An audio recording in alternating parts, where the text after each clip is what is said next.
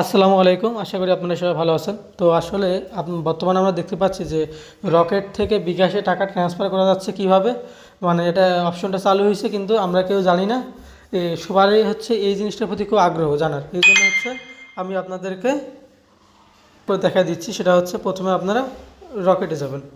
রকেটে যাওয়ার পর এই যে আমার এখানে রকেটে 17 টাকা আছে, এই টাকাটা হচ্ছে আমি টাকাটা পাঠাবো। এই যে ফান্ড ট্রান্সফার দিয়ে হচ্ছে এই দেখেন জিনিসটা দেখাই আমি আপনারে। এই যে এইখানে ক্লিক করবেন ফান্ড ট্রান্সফার। ফান্ড ট্রান্সফারে ক্লিক করার পর আপনারা এই যে এখানে ক্লিক করবেন এনএফসি, ঠিক আছে, সরি এমএফসি। এখানে ক্লিক করার পর এখানে ক্লিক করবেন। ক্লিক করার পর এখান থেকে আপাতত নগদের কোনো অপশন দেয়নি আর কি। আপনি রকেট থেকে বিকাশে পাঠাইতে পারবেন। আপনি বিকাশ সিলেক্ট করে দিলাম, বা হচ্ছে এখানে দেখেন লেখা আছে এনএফসিতে হচ্ছে বিকাশ আছে, ইসলামিয়া ব্যাংক এম ক্যাশ আছে, ইসলামিয়া ওয়ালেট আছে।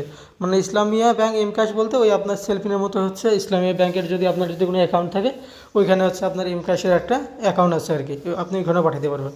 দিয়ে আমি যদি বিকাশে পাঠাবো নাম্বারটা দিয়ে দিলাম 01706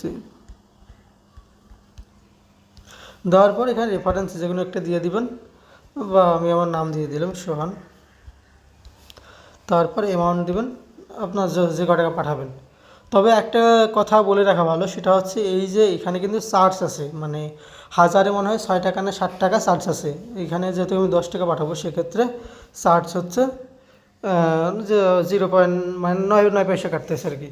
দিয়েটি এই যে এখানে যদি আমি যদি ক্লিক করি তাহলে হচ্ছে টাকাটা ট্রান্সফার হয়ে যাবে, ঠিক আছে। এইভাবে হচ্ছে আপনারা পাঠাবেন। ধন্যবাদ। এই হচ্ছে ভিডিও, এই হচ্ছে সব কিছু প্রসেস। আপনারা যারা পাঠিয়ে দিতে যাচ্ছেন ইজিলিভাবে এইভাবে ট্রান্সফার করতে পারবেন।